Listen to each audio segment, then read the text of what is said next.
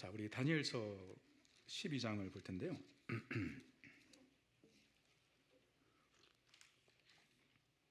12장 오늘 본문 전체에 있는데 1절에서 4절까지 보도록 하겠습니다. 교독하겠습니다.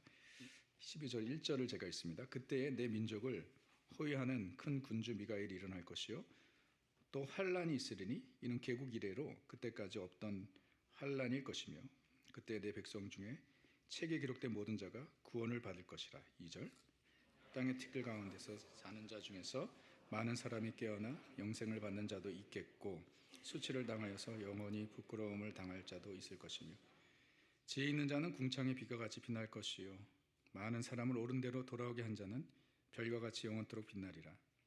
다니엘아, 마지막 때까지 이 말을 간수하고 이 글을 봉합하라. 많은 사람이 빨리 왕래하며 지식이 더하리라. 아멘.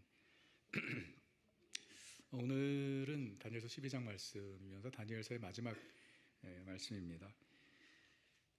이 12장은 마지막 때, 특별히 종말에 대한 예언입니다. 다니엘서는 구약의 계시록으로서 우리가 지금까지 보았지만 다니엘서를 통해서 하나님께서 어떻게 인류 역사를 이끌어 가시고 그리고 그 끝은 어떨지, 어떻게 되는 건지를 이 다니엘서를 통해서 말씀하셨습니다. 12장 1절은 그때에로 시작을 합니다. 그때는 언젠가 바로 마지막 때를 가리키는 것입니다. 마지막 때에, 그러니까 마지막 때에 세상에는 어떤 일이 있을 것이고 그리고 성도들은 어떻게 될 것인가, 마지막 때에 세상은 어떻게 되고 성도들은 어떻게 될 것인가, 그 내용을 이 다니엘서를 마무리하는 12장에서 기록하고 있습니다. 먼저 마지막 때에는요, 세상에는 큰 환란이 있을 것이다 라고 경고하셨습니다. 12장 1절 보세요. 또 환란이 있으리니 이는 개국 이래로 그때까지 없던 환란일 것이다. 그러니까 대환란, 아주 큰 환란이 마지막 때에 있을 것이다 라고 말씀하십니다. 마태복음 24장을 보게 되면은 제자들이 예수님께 마지막 때 종말에는 어떠한 징조들이 있겠습니까? 라고 질문했을 때에 예수님께서 구체적으로 이 마지막 때에 나타날 징조들, 특별히 환란의 징조들을 말씀하셨는데, 여러분 좀 보시면 마태복음 24장 4절부터 보면 예수께서 대답하여 이르시되 너희가 사람의 미혹을 받지 않도록 주의하라. 많은 사람이 내 이름으로 와서 이르되 나는 그리스도라 하여 많은 사람을 미혹하리라. 난리와 난리 소문을 듣겠으나 너희는 삼가 두려워하지 말라. 이런 일이 있어야 하되 아직 끝은 아니니라. 민족이 민족을, 나라가 나라를 대적하여 일어나겠고 곳곳에 기근과 지진이 있으리니 이 모든 것은 재난의 시작이니라.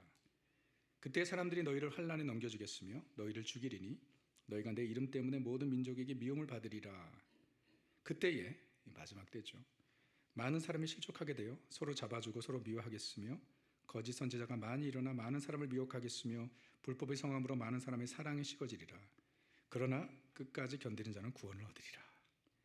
이 마지막 때, 그때 예수님께서도 그때라고 말씀하시죠. 이 마지막 때에 어떠한 환란이 있을 것인지를 예수님께서 말씀하셨고, 그러면서 이어지는 말씀에서 예수님께서 우리가 지금 보고 있는 다니엘서를 인용하십니다. 15절부터 21절 보시면 그러므로 너희가 선지자 다니엘이 말한 바 멸망에 가증한 것이 거룩한 것에 선 것을 보거든 있는 자는 깨달을진저 그때 유대에 있는 자들은 산으로 도망할지어다. 지붕에 있는 자는 집 안에 있는 물건을 가지러 내려가지 말며 밭에 있는 자는 겉옷을 가지러 뒤로 돌이키지 말지어다. 그날에는 아이 벤 자들과 젖먹이는 자들에게 화가 있으리로다. 너희가 도망하는 일이 겨울에나 안식일에 되지 않도록 기도하라.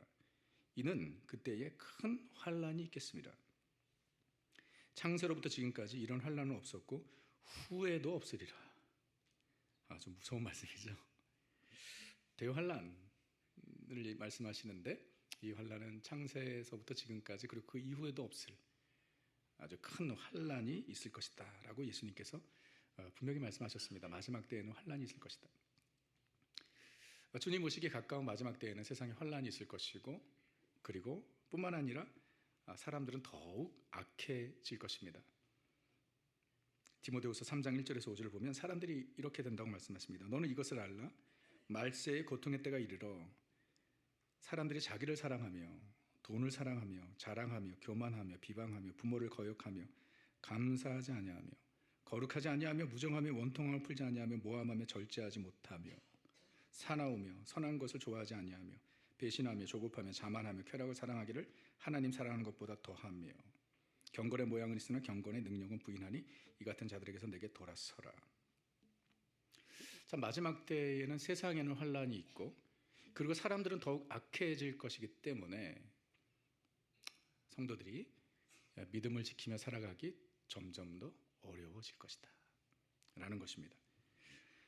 지금 우리가 너무나 절실히 경험하고 있는 일 아닌가요? 이 모든 것이. 여러분 신앙생활 오랫동안 하셨던 분들 다 비슷한 말씀들을 하시지만 전과 지금을 비교하면 신앙생활하기 더 쉬워졌다. 정말 이 바벨론과 같은 세상에서 믿음을 지키기 더 쉬워졌다 라고 말할 수 있는 분들이 얼마나 되실까요? 교회 사역도 마찬가지잖아요. 자꾸 전에 오래 그 과거를 그리워하잖아요. 사역하기도 예전 같지 않고 교회도 전과 같지 않은. 그러니까 저는 그 1997년도 1월에 미국에 왔거든요. 28년 벌써 28년 맞나요? 28년 정도 되어가죠. 근데 그때와 지금을 비교하면 뭐 저희 개인적인 신앙생활뿐만 아니라 저는 계속해서 교회에서 사역을 했기 때문에 이 사역의 그런 변화, 사역의 흐름 이런 것들을 뭐 제가 직접 경험하면서 이렇게 사역을 하고 있는데 정말 자꾸 옛날 얘기를 하게 돼요. 옛날에 전에가 좋았다. 자, 그런 얘기를 하게 됩니다. 저도 모르게. 제가 이제 그 처음으로 사역했던 부서가 고등부 사역이었거든요. 97년도에 처음으로 전도사로 고등부 사역을 했었는데 그때 제가 사역했던 고등부 사역과 지금 우리 중강도사님이나 우리 데이비조 전사님이 사역하는 티네저 사역을 비교를 하면 정말 객관적인 관점에서 보아도 그때가 훨씬 더 쉬웠던 것 같아요. 우선은 아날로그 시대였잖아요. 아날로그 시대거든요. 그러니까 애들이 그냥 별로 할 게 없었어요. 그 교회에서 모인다 그러면은요, 진짜 잘 모였어요. 그리고 공 하나, 농구공 하나 가지고 그냥 하루 종일 농구했고, 축구공 하나 가지고 하루 종일 축구하고, 애들 모여가지고 둥그렇게 앉아가지고 게임하고, 게임 있죠, 게임. 요즘 애들 그거 하는 거 모르겠네. 밤새도록 그거 하면서 놀았잖아요. 진짜 아날로그. 예. 근데 지금은 어떤가요? 와, 정말 파악이 안 되죠. 우리 애들 모아둬도 뭐만 보고 있어요? 다 스마트폰만 보고 있어. 옆에 있는 애랑 얘기하는 것도 문자로 하죠. 진짜 그게 편하니까 말하기가 싫어요. 파악이 안 돼요. 그래서 요즘에는 전에는 들어보지도 못했던 티네저 디프레션. 전에는 그런 말 들어보지도 못했어요. 청소년 우울증 이런 거 들어보지도 못했는데 요즘에 진짜 많이 흔하게 듣고 있는 말 중에 하나가 우리 아이들 티네저 디프레션. 코로나 이후에 더욱 참 어려운 시대를 우리는 맞이하고 있습니다. 앞으로 또 좋아질까요? 여러분 우리의 신앙생활 앞으로 더 쉬워질까요? 절대 그렇지 않습니다. 시간이 지날수록 세상에는 환란이 있고 사람들은 더욱 악해지기 때문에 성도들이 믿음을 지키기 점점 더 어려워지는 것이 현실입니다. 우린 그것을 각오를 해야 되는 것이에요. 세상에는 마지막 때 많은 변화들이 있을 것입니다. 그 중에 오늘 제가 말씀을 보면서 이야 정말 이런 말씀이 있었나? 깜짝 놀랐는데요. 정말 제가 이게 성경을 연구하고 전하는 사람이지만 성경을 대강대강 보는 거예요. 그러니까 지금도 성경에서 이런 말씀 처음 보는데 이런 게 있는데 제가 참 너무 무식한 게 이 4절의 말씀은 제가 처음 봐요. 말세에 이런 그 징조가 나타나는데 많은 사람이 빨리 왕래하며 지식이 더하리라. 많은 사람이 빨리 왕래하고 지식이 더하는 것이 이 마지막 때에 나타나는 징조 중에 하나라는 거예요. 와, 이 다니엘서가 지금 한 2500년 전에 기록된 책이거든요. 근데 마지막 때에 빨리 왕래한다. 이 빨리 왕래한다라는 것은 트랜스포테이션, 이 교통을 의미하는 거 아니겠어요? 그러니까 다니엘과 그 시대 사람들이 그 하늘을 나는 비행기를 상상조차 당연히 못했겠지만, 와, 여러분 지금 보세요. 우리가 얼마나 빨리 왕래하는지. 세계 어디도 이틀 안에 다 갈 수 있습니다. 네, 이틀 안에 다 갈 수 있고, 그리고 얼마나 왕래가 쉬워졌는지 모릅니다. 오래전에 이민 오신 분들은 아마 기억하실 텐데요. 오래전에 이민 오신 분들은요, 그러니까 이렇게 이민자들이 어떻게 이민을 왔는가, 뭐를 타고 이민을 왔는가, 거기에 따라서 이제 그 좀 다르거든요. 그래서 제일 오래되신 분들이 배 타고 오신 분들, 우리 중에 배 타고 오신 분도 계셨어요. 배 타고 오신 분, 그리고 김포공항에서 떠나신 분들, 그리고 인천공항에서 오신 분들. 저 같은 경우는 김포공항 파입니다. 그때 인천공항도 없어요. 82년도. 김포공항에서 오신 분들도 꽤 있을 텐데, 그때 기억하세요? 김포공항에서 미국행 비행기를 탈 때 무슨 생각했죠? 더 이상 한국으로 못 돌아올 줄 알았죠.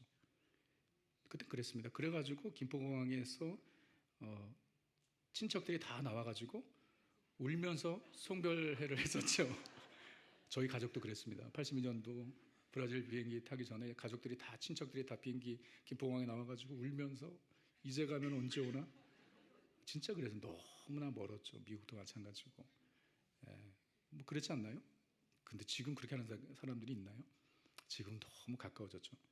한국 진짜 우리 성도님들 그냥 옆집 드나들듯이 한국을 왔다 갔다 하세요. 와, 우리 성도님들이 이렇게 여행을 많이 가시는 건가요? 정말 놀라워요. 좀 집사님 오랫동안 안 보이는데 어디 가셨어요? 그럼 한국 가 있어. 그리고 옛날에는 뭐 한 주, 두 주 갔었는데 요즘에 막 한 달, 두 달 막 이렇게 있고. 왜 그러신 거예요? 달러가 강세라서 그러신 거예요? 그건 괜찮더라고요. 그거 보니까. 너무 왕래가 쉬워졌죠. 금세 갈 수 있습니다. 근데 트랜스포테이션뿐만 아니라 커뮤니케이션도 마찬가지죠. 왕래가 너무 쉬워졌죠. 자, 오늘은 자꾸 전에 얘기하는데 전에는 여러분 우리 커뮤니케이션도 얼마나 어려웠습니까? 그러니까 여기서 한국에 계신 부모님께 편지를 쓰셨던 분들도 계시죠. 네, 한국에서 오는 편지를 기다리셨던 분들도 계시잖아요, 그렇죠? 요즘에 진짜 그런 핸드라이팅 레터는 본 적이 정말 오래됐습니다. 네, 이제는 뭐 전에는 이제 국제 전화 하는 것 아주 큰 마음 먹고 했었죠. 너무 비쌌잖아요. 이 인터내셔널 카우가 얼마나 비싼지 모릅니다. 그래서 그 전화를 하고도 뭐를 계속 봐요? 시간을 보죠. 오래 끌 수가 없어요. 그래서 꼭 필요한 그 요점만 이야기하고. 지금은 어떻습니까? 와, 뭐 화상통화죠. 화상통화, 라이브 통화, 어디서든지 너무 쉬워졌죠. 무료로 그것도. 예. 그러니까 저는 전에는 제가 이제 브라질에 있을 때에 한국 TV 프로를 볼 수 있는 유일한 방법은 그 한국에서 보내주는 비디오 테이프였습니다. 그래서 거기 비디오 그 가게가 있었어요. 그러면은 이제 거기서 한국에서 보내주면 이제 그것도 금세가 아니라 거의 한 2달, 3달 정도 지난 거. 그러니까 저희 드라마를 항상 2달, 3달 지난 걸 봤습니다. 근데 그것도 너무 귀했어요. 제가 한국 프로그램을 처음으로 라이브로 본 것이 언제냐면 1988년 88 올림픽 개막식이었어요. 88 올림픽 개막식을 라이브로 브라질 방송에서 올림픽이니까 이 방송을 해주었는데 그때 그 감격을 잊을 수가 없어요. 우리 식구들이 리빙룸에 이렇게 모여 앉아가지고 그 조그만 그 브라운 TV잖아요. 거기 한국 88 올림픽 그 장면을 보면서 정말 우리가 얼마나 울었는지 몰라요. 한국이 그리워서. 그 라이브를 보는 것 자체가 막 감동이었잖아요. 야, 그런 시대가 있었어요. 근데 지금은 어떤가요? 지금은 우리 교회 지금 현재 예배를 라이브로 지금 어디서든지 보고 있습니다. 완전 이 세상이 바뀌고 있는 거예요. 그리고 이 왕래가 빨라진다는 것뿐만 아니라 마지막 때 지식이 더한다. 야, 지식, 인포메이션, knowledge. 지금 21세기야말로 지식 정보 시대이지 않습니까? 정말 지식의 홍수 가운데 우리는 살아가고 있습니다. 인포메이션에 완전히 다른 세상이죠. 모든 것이 어디에 있어요? 구글에 있습니다. 네, 모든 질문의 답은 구글에 다 있습니다. 그래서 저도 정말 구글을 많이 찾는 것 같아요. 모든 인포메이션 놀랍도록 정말 다 있고요. 특별히 요즘에는 AI의 그 발전으로 완전 지식 세계, 정보 세계에 혁명이 일어나고 있는 거 아십니까? 이거 진짜 혁명입니다. 이거 놀라운 혁명이에요. 챗GPT. 와, 챗GPT에 키워드 몇 개만 집어넣으면 설교 원고를 작성해 주는 거 아셨나요? 와, 놀랍습니다. 다니엘서 12장, 50대 성도, 위로, 말세, 마지막 때, 이 5개 키워드를 주면 바이블 레퍼런스까지 해가지고 설교 원고가 작성돼서 나옵니다. 오늘 제가 하는 설교 챗 GPT에서 작성한 것은 아닙니다. 근데 여러분 혹시 궁금하면 해보세요. 진짜 기가 막힙니다. 아카데미컬 세계가 완전 바뀌죠. 논문 쓰는 거 옛날 같지 않습니다. 라이브러리 가가지고 책 하나씩 찾는 거 옛날 얘기입니다. 엄청난 리소스가 있습니다. 아무튼 우리는 이 모든 일들을 보면 참 정말 마지막 때를 살아가고 있는 것이 아닌가라고 생각하게 됩니다. 그럼 왜 마지막 때 하나님께서 믿는 자들에게 환난을 허락하시는가? 10절을 보시면요, 많은 사람이 연단을 받아 스스로 정결하게 하며 희귀할 것이나 악한 사람은 악을 행하리니 악한 자는 아무것도 깨닫지 못하되 오직 지혜 있는 자는 깨달으리라. 자, 하나님께서 환난을 허락하시는 이유를 말하는데 그것은 믿음의 사람들을 정결하게 하기 위함이다. 그러니까 환난을 통해서 성도들은 정결케 됩니다. 그리고 환난을 지나면서 참 성도와 거짓 성도가 구별됩니다. 그래서 마지막 때 환난을 하나님께서 허락하시는 것 같아요. 우리에게 일부러 고생을 주시려고 하시는 것이 아니라 우리를 정결한 믿음의 사람으로 세우시고 참 믿음의 성도들을 구별하시는 하나님의 방법이죠. 마지막 때의 세상에 대환난이 있겠지만 우리가 아까 보았죠. 예수님께서 말씀하신 거 얘기만 들어도 끔찍하죠. 예.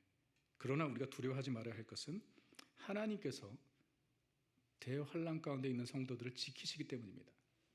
1절을 다시 보시면 그때에 내 민족을 호위하는 큰 군주 미가엘이 일어날 것이다. 영어 성경을 보니까 여기서 호위한다라는 것이 guard over, 호위한다는 거죠. 미가엘이 누구죠? 천사장이죠. 그때에 마지막 때에 내 민족을 호위하는 하나님의 백성들을 watch over하고 guard over하는 보호하는 큰 군주 미가엘 천사장이 일어날 것이다.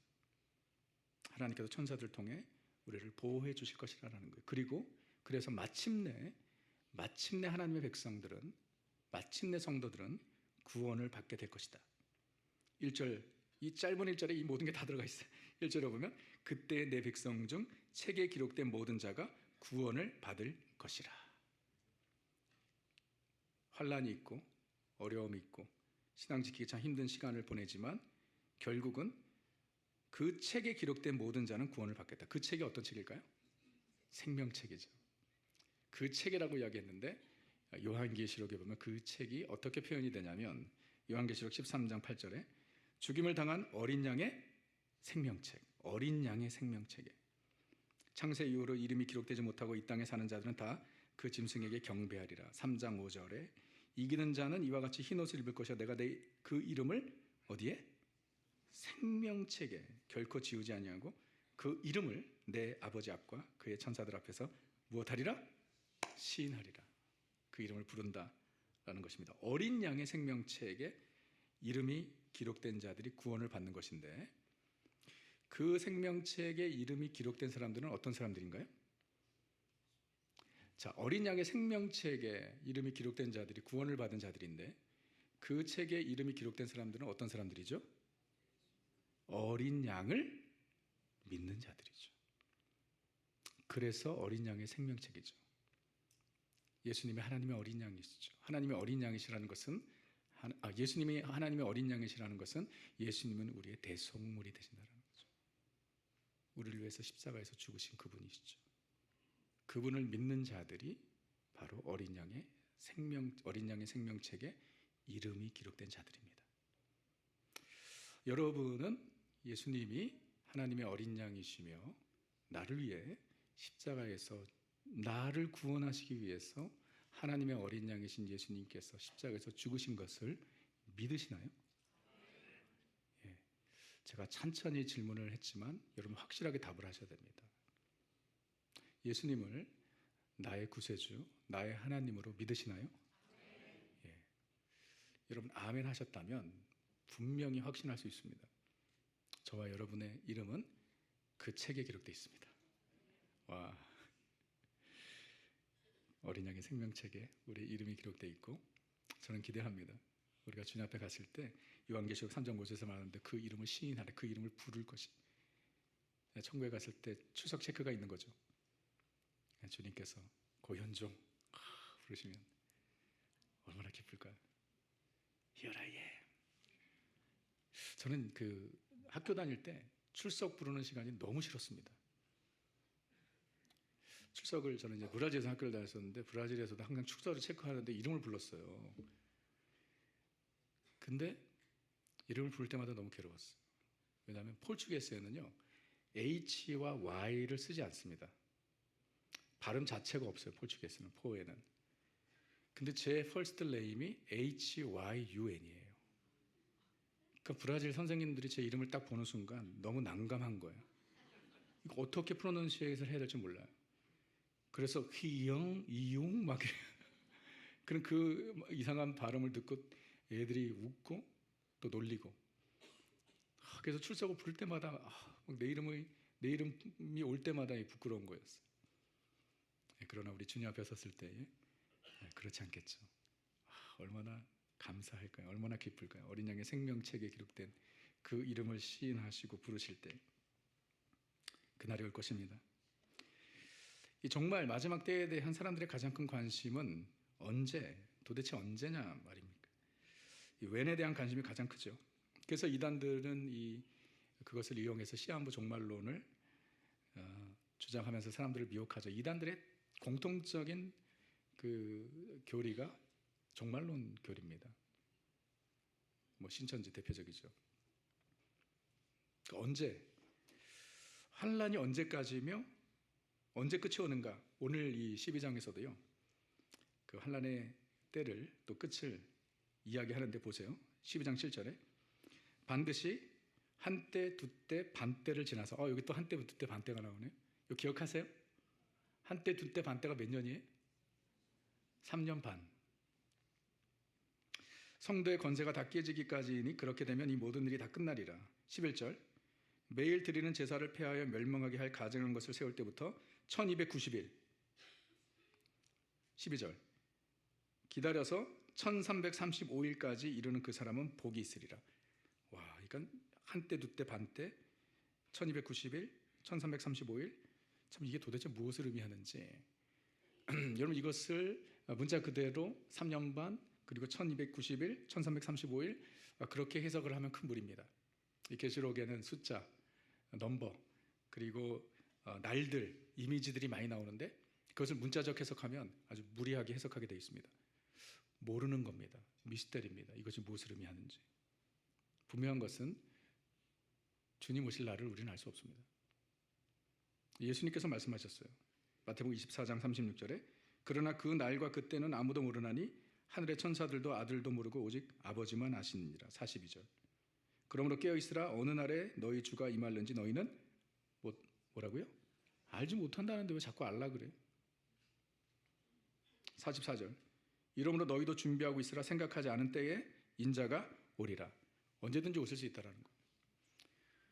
그러므로 우리는 늘 깨어 있어야 한다는 것입니다. Anytime. 그럼 인자가 구름 타고 오실 때에 성도들에게는 어떤 일이 있는가? 오늘 2절에서 말을 합니다. 땅의 티끌 가운데에서 자는 자 중에 많은 사람이 깨어나 영생을 받는 자도 있겠고 수치를 당하여서 영원히 부끄러움을 당할 자도 있을 것이라. 자, 이거 보세요. 2절을 다시 보시면 땅의 티끌 가운데에서 자는 자는 죽어서 육신이 흙으로 돌아간 자들 얘기하는, 죽은 자들 얘기하는 거예요. 그 중에서 많은 사람이 깨어나. 자, 죽은 자들이 깨어나는 것을 뭐라고 말하죠? 부활이라고 얘기하죠. 부활이 있을 것이다. 예수님께서 인자가 예수님이시죠. 인자가 다시 오실 때 죽은 자들의 부활이 있을 것이다 라고 말씀하십니다. 다니엘서의 말씀입니다. 이 신약의 말씀이 아니고 성도들의 부활을 말합니다. 데살로니가서 4장을 보니까 구체적으로 인자가 구름 타고 오실 때 어떠한 일이 있는지를 묘사하고 있습니다. 보십시오. 4장에 우리가 예수께서 죽으셨다가 다시 살아나심을 믿을진데 이와 같이 예수 안에 자는 자들도 하나님이 그와 함께 데리고 오시리라. 우리가 주의 말씀으로 너희에게 이것을 말하노니 주께서 강림하실 때까지 우리 살아남아 있는 자도 자는 자보다 결코 앞서지 못하리라. 주께서 호령과 천사장의 소리와 하나님의 나팔 소리로 친히 하늘로부터 강림하시리니 그리스도 안에 죽은 자들이 먼저 일어나고 그 후에 우리 살아남은 자들도 그들과 함께 구름 속으로 끌려올려 공중에서 주를 영접하게 하시리니 그리하여 우리가 항상 주와 함께 있으리라. 자, 인자가 구름 타고 오실 때 주 안에서 그리스도 안에서 죽은 자들은 영원한 구원으로 다시 일어나게 된다는 것입니다. 즉 부활, 육신의 부활을 의미하는 것이에요. 여러분, 우리의 존재는요 영과 육으로 되어 있습니다. 여러분, 육신만 있다고 생각하시면 안 돼요. 하나님께서 우리를 흙으로 창조하셨죠. 우리를 흙으로 만드시고 그 코에 생기를 불어넣으심으로 living being, 생명이 되게 하셨습니다. 그래서 우리는 육신만 가지고 있는 자들이 아니라 우리의 존재는 영과 육이죠. 그럼 죽음은 무엇이냐? 죽음은 다른 것이 아니라 영과 육의 분리인 것입니다. 영이 육을 떠나는 게 죽음이에요. 그래서 사도 바울이 죽음에 대해서 뭐라고 이야기하냐면 육신을 떠나서 주와 함께 있는 것. 자, 육신을 떠나서, 뭐가 육신을 떠난 거예요? 영혼이 육신을 떠나서 주님과 함께 있는 것이 믿는 자들의 죽음이에요. 이런 죽음이 끝이라고 생각하시면 안 됩니다. 죽음은 영과 육의 분리예요. 그러면 영과 육이 분리되면 육은 어떻게 되나요? 말씀드렸죠. 티끌이 되는 것입니다. 한 줌의 흙이 됩니다. 하나님께서 말씀하셨어요. 창세기 3장 19절에 너는 흙이니 흙으로 돌아갈 것이니라. 정말 그렇죠? 정말 한 줌의 흙이 되죠. 티끌이 됩니다. 그러면 우리가 죽으면 육은 흙으로 돌아간다면 영은 어떻게 되는 것이에요? 유물론자들은 우리 인간을 하나의 물건, 하나의 물질로 보기 때문에 죽음은 모든 것의 결말이다, 끝이다 라고 주장하죠. 그리고 유교에서는 죽으면 육신은 흙으로 돌아가고 영은 내세로 또는 이 세상을 돌아다닌다. 이게 유교적 사상이죠. 그래서 유교적 영향을 가장 많이 받은 우리 한국 문화에는 뭐가 많아요? 귀신들이 많아. 전설의 고향, 별의별 귀신들이 다 있어요. 이 유교적 사상이죠. 그렇지 않습니다. 사람은 죽으면 육신은 흙으로 가고 영혼은 즉시, 이게 중요합니다. immediately. 중간에 어디 머무는 곳이 있는 것이 아닙니다. 가톨릭에서 이야기하는 연옥은 성경적이지 않습니다. 말도 안 되는 얘기입니다. 거기서 영혼이 정화된다고 가르치죠. 그렇지 않아요. 죽는 즉시 믿는 자의 영혼은 천국으로, 믿지 않는 자의 영혼은 지옥으로 가는 것입니다. 자, 죽는 즉시입니다. 영과 육이 분리되면. 그래서 우리가 그 장례식을 우리가 할 때 우리 돌아가신 분들 비응을 하지만 사실 그분은 어디 계신 거예요? 그 영혼은 천국에 계신 거죠. 천국에서 보고 계신 게 맞아요. 네, 영과 육의 분리.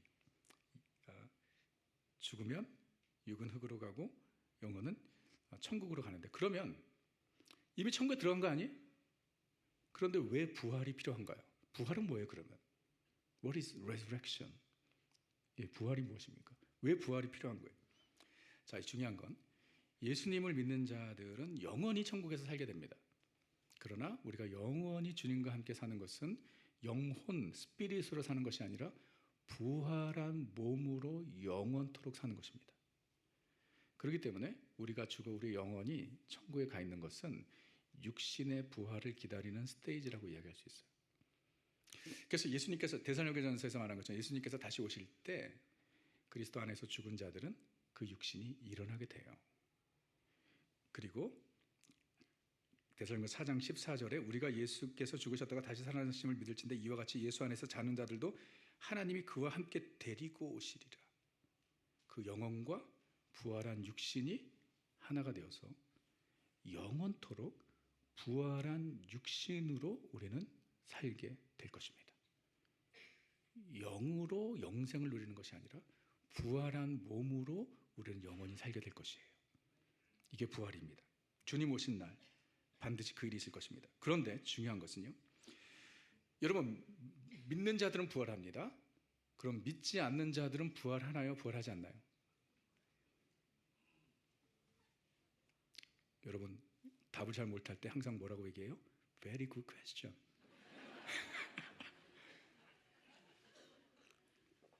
자, 우리는 부활하죠. 그러면 믿지 않는 자들의 육신은 어떻게 됩니까? 자, 그 영혼은 어디가 있죠? 지옥에 가 있습니다. 그럼 그 영으로 영원토록 지옥에 있는 것이냐? 여러분, 그렇지 않습니다. 놀라운 것은 오늘 본문에서 믿지 않는 자들의 영혼, 믿지 않는 자들의 육신이 어떻게 되는지 이야기를 하는데 2절을 다시 보세요. 땅의 티끌 가운데 자는 자 중에서 많은 사람이 깨어나, 자, 사람들이 깨어나 영생을 받는 자도 있겠고, 자, 거기서 끝나지 않습니다. 뭐라고 말하죠? 수치를 당하여서 영원히 부끄러움을 당할 자도 있을 것이라. 여러분, 부활은요, 믿는 자들뿐만 아니라 믿지 않는 자들도 부활합니다. 그 몸은 예수님께서 말씀하셨습니다. 요한복음 5장에 이를 놀랍게 여기지 말라. 무덤 속에 있는 자가 다 그의 음성을 들을 때가 오나니 선한 일을 행한 자는 생명의 부활로, 악한 일을 행한 자는 심판의 부활로 나오리라. 아, 믿는 자들뿐만 아니라 믿지 않는 자들의 몸도 부활할 것입니다.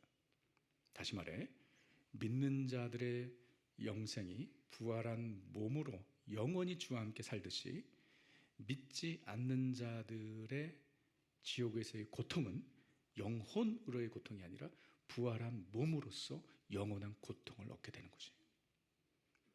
그래서 믿지 않는 자들은 영원한 심판, 영원한 고통의 부활을 저들이 얻게 될 것이다.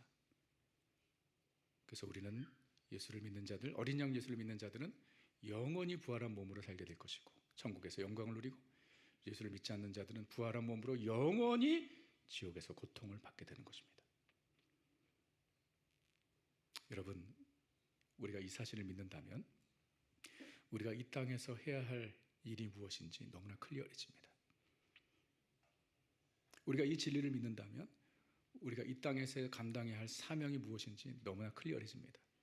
무엇이죠? 복음을 전하는 것입니다. 한 영혼이라도 더. 누가 어린 양의 생명책에 기록이 되죠? 예수 그리스도를 믿는 자들입니다.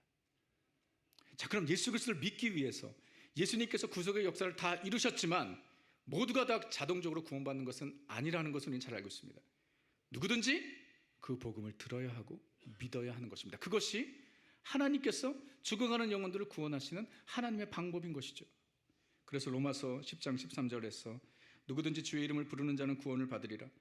그런즉 그들이 믿지 아니하는 일을 어찌 부르리요? 듣지도 못하는 일을 어찌 믿으리요? 전파하는 자가 없이 어찌 들으리요? 보내심을 받지 아니하였으면 어찌 전파하리요? 기록된 바 아름답도다 좋은 소식을 전하는 자들의 발휘함과 같으니라. 영혼 구원의 역사는요, 복음을 전하는 자들을 통해서 이루어집니다. 그것이 하나님께서 정해놓으신 영혼 구원의 방법이에요. 그렇기 때문에 누군가가 전해준 복음으로 그 복음을 듣고 예수를 믿어 어린 양 생명책에 그 이름이 기록된 사람이라면, 구원을 받은 자라면 누구든지 복음을 전해야 할 책임이 있는 것입니다. 사도 바울은 그것을 복음의 빚진 자라고 이야기합니다. 우리 모두는요, 복음의 빚진 자들입니다. 그래서 우리가 이 땅을 사는 동안 우리가 해야 할 가장 중요한 사명은 바로 예수 그리스도의 십자가의 복음을 전하는 것이에요. 예수님께서 명령하셨습니다. 마가복음 16장에 너희는 온 천하에 다니며 만민에게 복음을 전파하라. 믿고 세례를 받는 사람은 구원을 얻을 것이요 믿지 않은 사람은 정죄를 받으리라. 너희는 온 천하에 다니며 만민에게 복음을 전파하라는 것은, 이 너희는 정해진 소수, 사역자, 선교사, 목사들에게만 해당되는 말씀이 아니라 예수를 믿는 모든 자들에게 주시는 명령입니다. 우리가 그 복음을 듣고 믿어서 구원받았다면 우리가 사는 이유는 분명합니다. 복음을 위해서 사는 것입니다. 하나님께서는 한 영혼이 주님께로 돌아오는 것을 가장 기뻐하십니다. 누가복음 15장 10절에 이와 같이 죄인 한 사람이 회개하면 하나님의 사자들 앞에서 기쁨이 되느니라. 우리 주님의 기쁨이 무엇인지 알아야 합니다. 주님 앞에 돌아오는 영혼들 어떻게 돌아오죠? 복음으로. 여러분, 우리는 언젠가 반드시 주님 앞에 서게 될 것입니다. 그렇죠?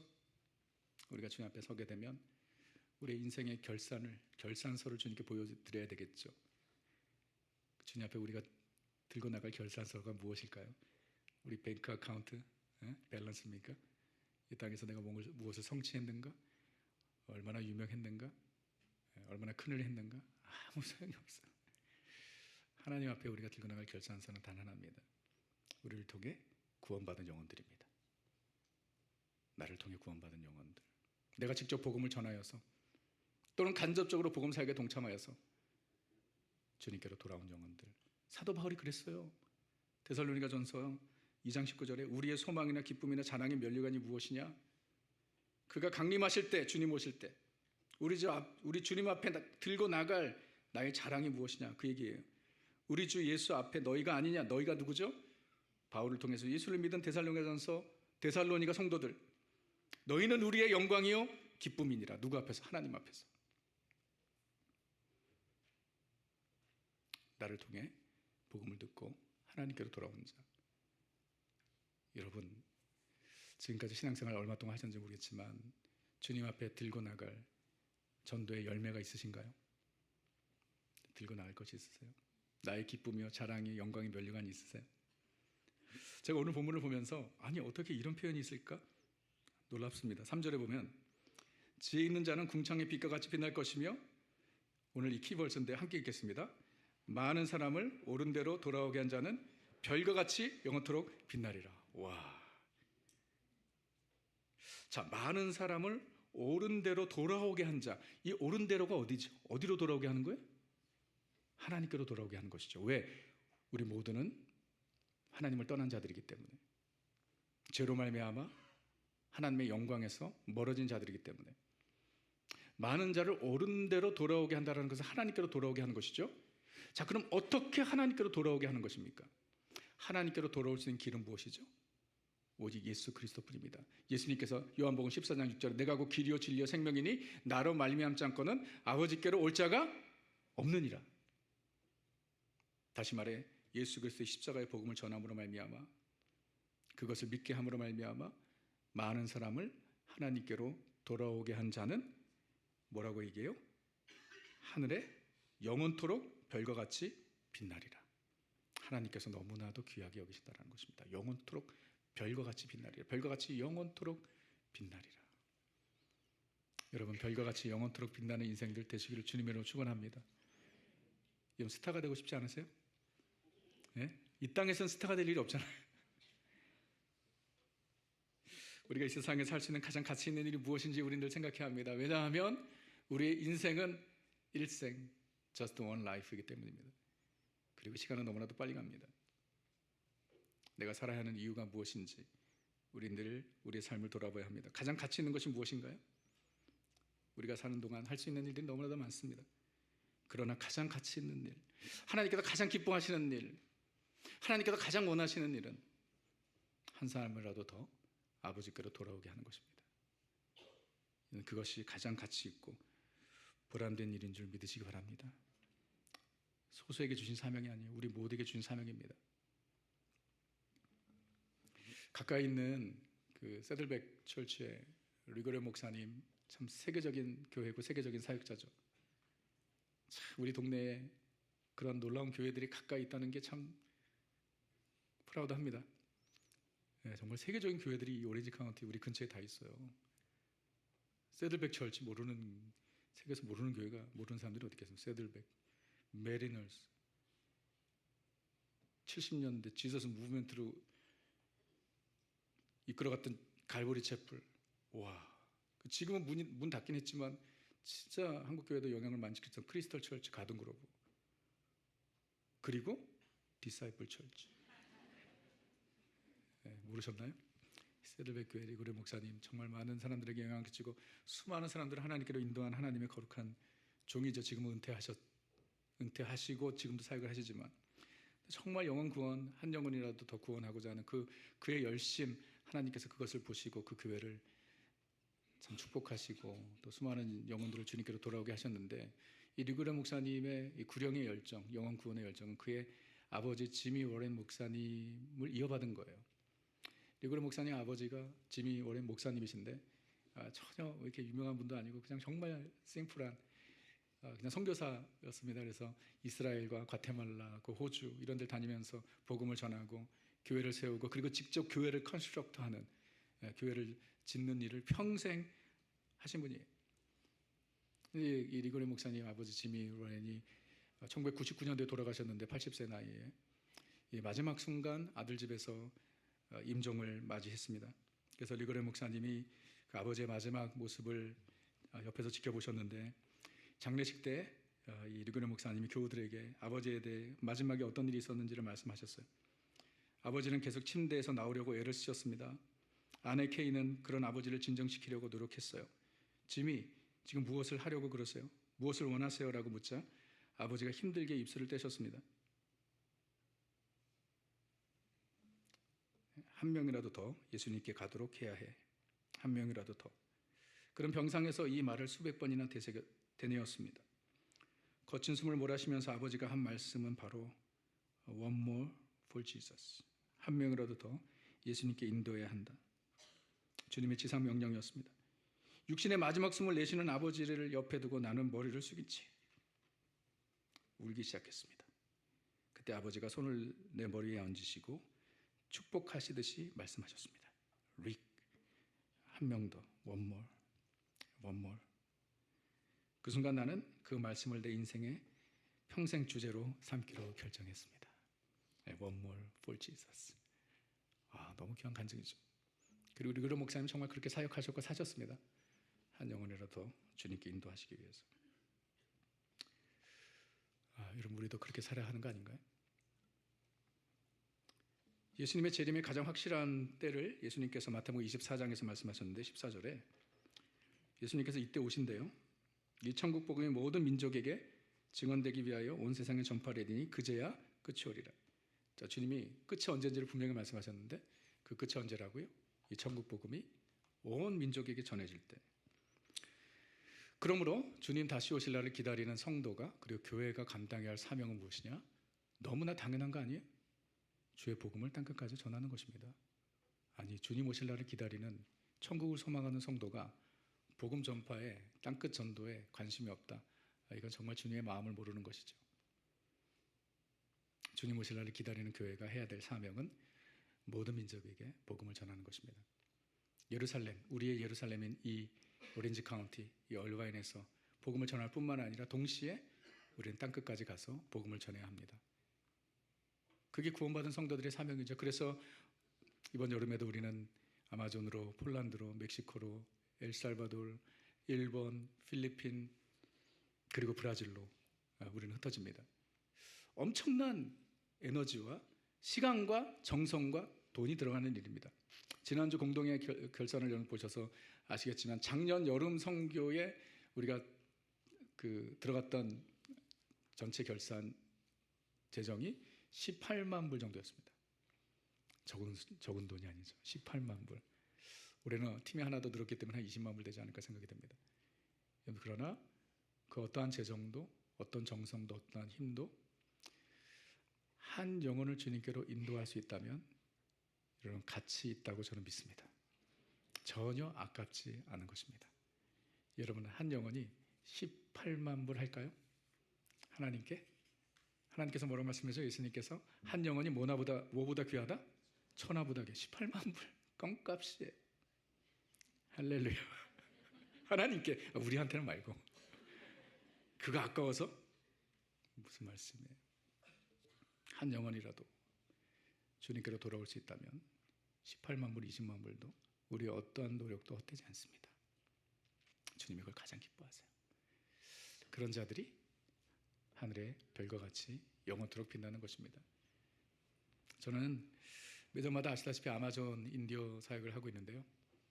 참 너무나 감사하고 너무나 감격합니다. 갈 때마다. 내가 원한다고 또 우리 교회가 원한다고 그 사역을 할 수 있는 것이 아니거든요. 아마존 인디어들을 만나기도 힘들어요. 근데 하나님께서 우리에게 주신 기회, 사역의 기회라고 저는 생각합니다. 그리고 정말 하나님께서 그 사역을 기뻐하신다고 믿어요. 왜냐하면 수많은 인디어들이요, 주님을 모르던 영혼들이었는데 이 사역을 통해서 주님을 알게 되고 정말 구원을 받고 그리스도의 제자들로 세워지는 수많은 교회들이 세워진 참 그 모습을 하나님께서 보시면서 참 너무나 하나님께서 기뻐하실 것 같아요. 그래서 저는 참 그곳에 갈 때마다 너무 큰 보람 그리고 이 사역의 가치를 제가 알게 되는 거예요. 우리 디살비 교회 사역 너무나 소중하죠. 근데 제가 이렇게 따져보니까 지난 16년 동안 우리 교회에서 세례를 베푼 숫자와 아마존 인디오들에게 세례를 베푼 숫자는 비교가 안 돼요. 제가 가면 역시 제가 다 복음 전한 건 아니지만 선교사님이 복음 전에 제가 세례를 베풀었지만 평균 한 번 우리 세례를 베풀 때마다 20명 정도였어요. 우리 교회가 지금 16년째 사역하고 있는데 그러면 300명 이상 되는 영혼들이 세례를 받았어요. 뭐 그거 외에도 훨씬 더 세례를 받지 않은 예수를 믿은 자들도 많겠죠. 저는 그들의 이름을 하나도 기억을 못해요. 그런데 저들이 복음을 듣고 예수를 믿어 그들의 이름이 어린 양 생명책에 기록되어 있다면 얼마나 감사한 일일까요? 너무 기쁜 일 아니? 그 천국에 가면 저는 정말 기대합니다. 저도 모르는 사람들이지만 그분들이 나를 기억을 한다면 파스토 파울로, 제가 파울로인 거 아시나요? 포르투게스 이름으로. 관심이 전혀 없군요. 파스토 파울로, eu vim aqui por causa de você. 제가 포르투게스 하는 거예요. eu vim aqui através de você. 당신을 통해서 내가 여기 왔습니다. 그런 일이 있지 않을까요? 정말 기대합니다.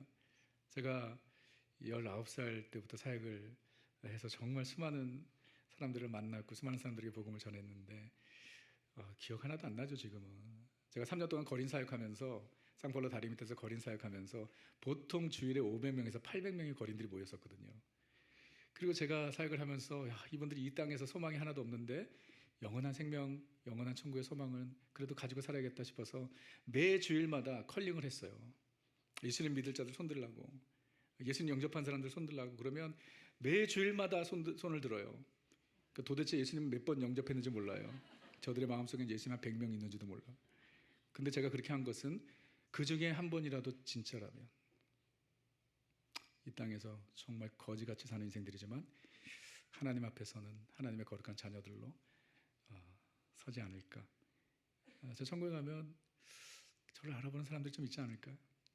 파스토 파울로. 그날을 기대합니다. 여러분, 저뿐만 아니라 우리 모든 디살비교 성도님들이 정말 오늘 말씀처럼 하늘의 별과 같이 영원토록 빛나는 인생들이 되시기를 주님으로 축원합니다. 그러기 위해서 우리는 복음을 위해 살아야 됩니다. 우리는 복음을 전해야 되고요. 직접 복음을 전해야 되고 또 직접 간접적으로 복음 사역에 동참해야 되고 복음 확장에 우리가 애쓸 때에 짧은 우리 인생이지만 정말 보람있고 가치 있는, 그리고 하나님께서 기뻐하시는 인생이 되어서 주님 앞에 섰을 때에 영원토록 빛나는 그런 저와 여러분들이 될 것입니다. 아멘. 다니엘서 여기서 끝. 우리 나의 부르심 그 길을 따라 우리 함께 주님 앞에 찬양하며 주님 따라가겠습니다.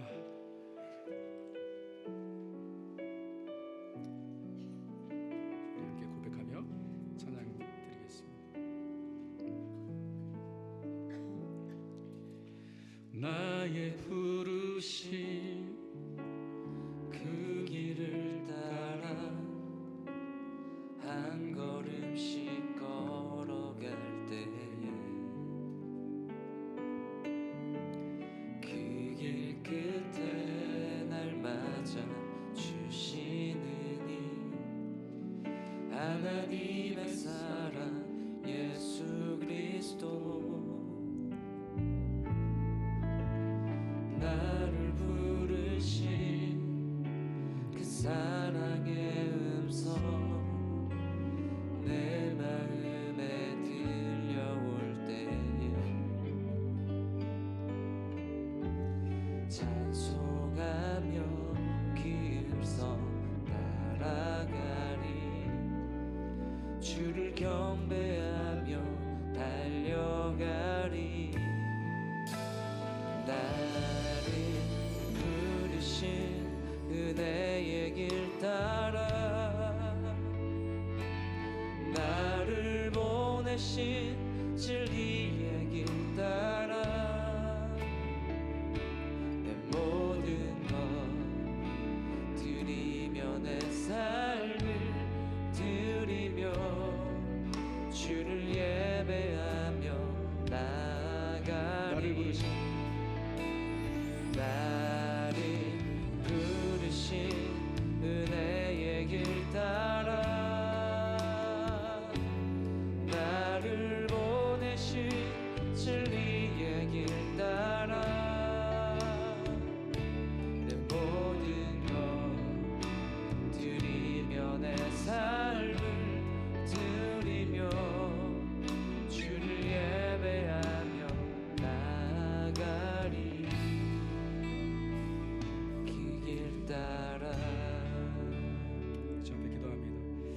마지막 때에 많은 일들이 있겠지만 여러분 오늘 여러 가지 말씀 나눴지만 정말 염려하고 걱정할 거 하나도 없습니다. 어린 양 생명책에 이름이 기록된 우리들 결국 그 자리에 서게 될 것입니다. 주님이 약속하셨습니다. 그래서 이 세상 마지막 때에 어떤 환란이 있을 것이고 그 날이 언제이고 이거 별로 우리에게 큰 관심거리가 아니에요. 그냥 오늘 하루 주님 예배하며 사는 것이고 오늘 하루 내 삶의 현장에서 주님의 마음을 가지고 복음적 삶을 살아가면 되는 것입니다.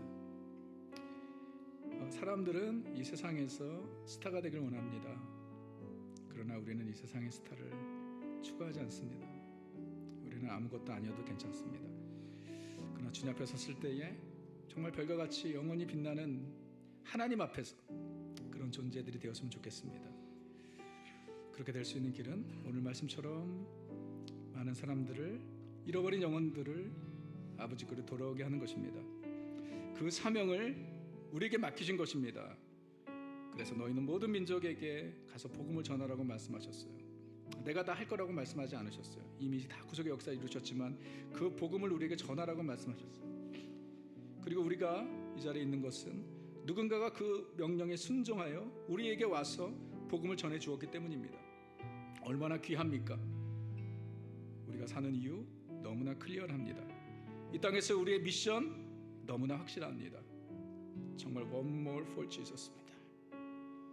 우리 가정의 구원 위해서 우리는 기도해야 하고요. 우리 주변에 우리 주변 내가 있는 예루살렘에 아직까지 주님을 모르는 영혼들 우리는 위해서 기도하고 복음을 전해야 합니다. 뿐만 아니라 동시에 우리는 저 땅 끝까지 가야 합니다. 여러분 10만 불, 20만 불, 100만 불도 아깝지 않습니다. 한 영혼이 주님께로 돌아올 수 있다면. 근데 우리 지난 여름에도 보았지만 한 영혼이 아닙니다. 수많은 영혼들이 예수님을 만나 기뻐하는 모습을 우리는 봅니다. 그러므로 우리는 가야 하는 것입니다. 우리가 가야 하는 이유는 단 하나입니다. 다른 동기는 없습니다. Just one more for Jesus. 주님께로 한 영혼이라도 더 인도할 수 있다면 우리는 땅 끝까지 가야 하는 것입니다. 여러분 우리 그렇게 살았으면 좋겠습니다. 우리 디사이플들 특별히 헌신된 목회자나 선교사들에게만 주는 메시지가 아닙니다. 우리 모두에게 주시는 말씀이에요. 주님 그렇게 살 수 있도록 나를 주장하여 주옵소서. 우리의 삶의 분명한 디렉션이지 않습니까? 우리의 삶의 분명한 목표지 않습니까? 그걸 위해서 살아야 합니다. 우리 그런 마음의 소원을 가지고 우리의 삶을 주님께 올려드리며 헌신하며 기도하겠습니다. 함께 기도합니다.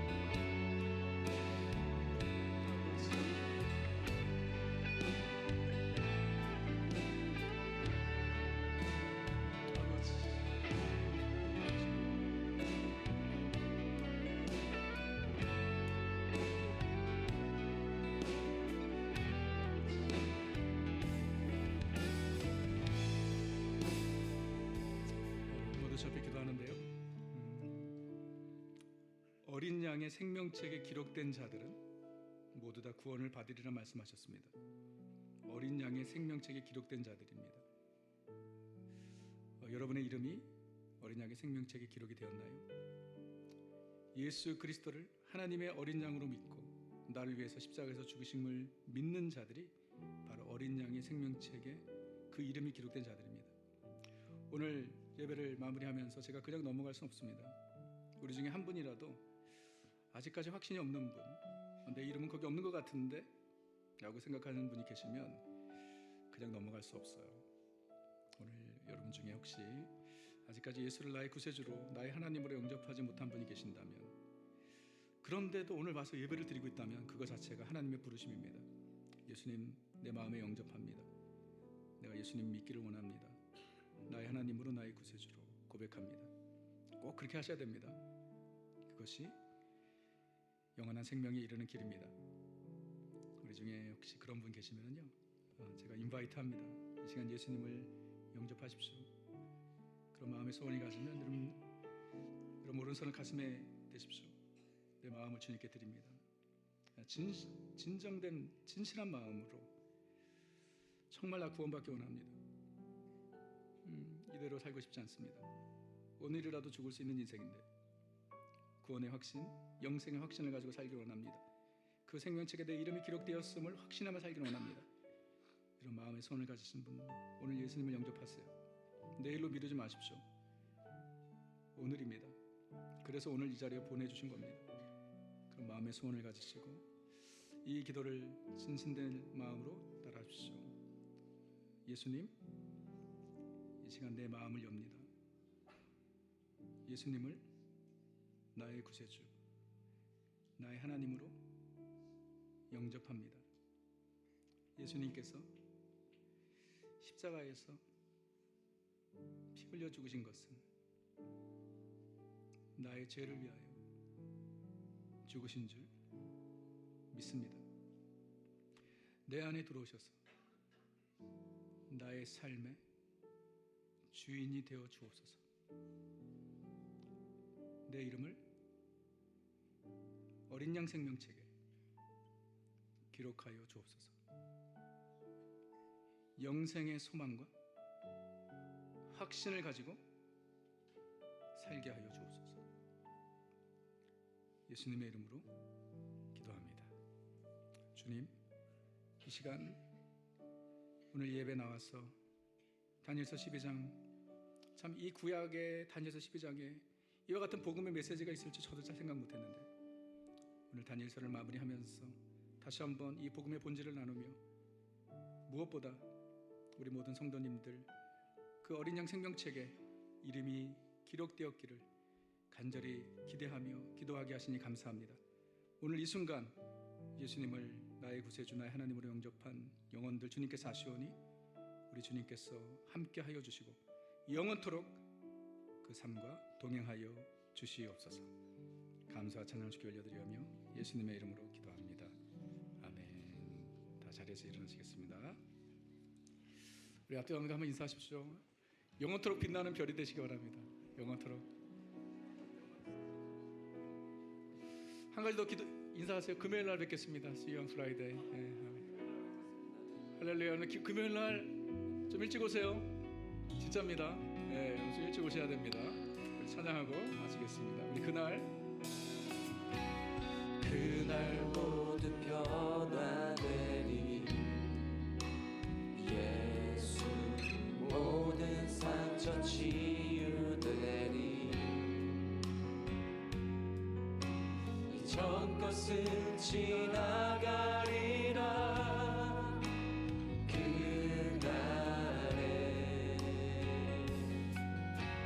그날 모두 알게 되리. 예수 모든 답을 얻게 되리. 모든 걱정 사라지리. 그날에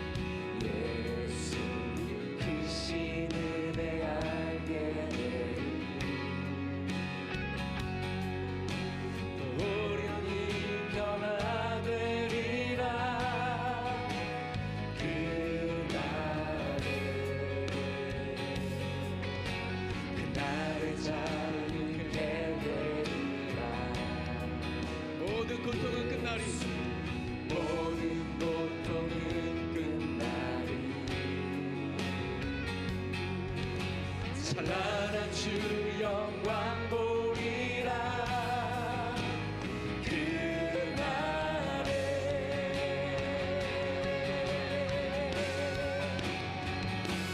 그날에 천국에서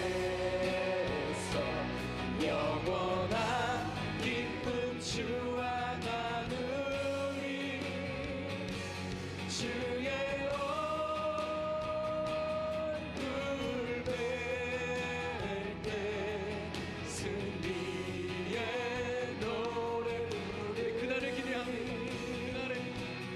그날에 천국에서 영원한 기쁨 주와 나누리. 주의 얼굴 뵐 승리의 노래 부르리. 저희 그날을 기대하며 소망하며 살아가는 우리 모두가 되게 하여 주옵소서.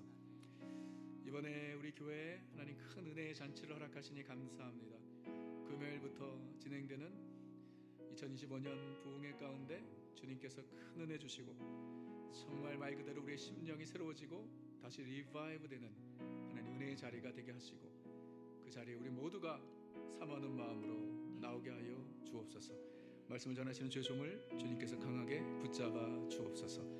이제는 우리 구주 예수 그리스도의 한이없이 은혜와 우리 하나님 아버지의 무한하신 사랑과 성령님의 감동과 위로 충만하심이 하늘에서 영원한 별과 같이 빛나게 원하는 우리 사랑하는 성도님들 머리 위에 지금부터 영원토록 함께 있을지어다. 아멘.